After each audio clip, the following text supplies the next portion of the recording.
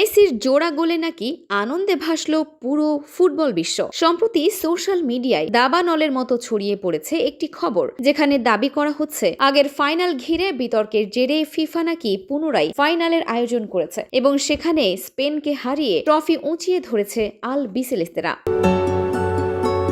ছড়িয়ে পড়া সেই খবরে বলা হয় 23তম মিনিটে মাঝ মাঠ থেকে একাই বল টেনে নিয়ে বাম পায়ের শটে গোল করেন মেসি। এরপর 81তম মিনিটে আবারও বক্সের বাইরে থেকে নেওয়া মেসির দুর্দান্ত শটে স্পেনকে 2-0 গোলে হারিয়ে আর্জেন্টিনা বিশ্ব চ্যাম্পিয়ন হয়।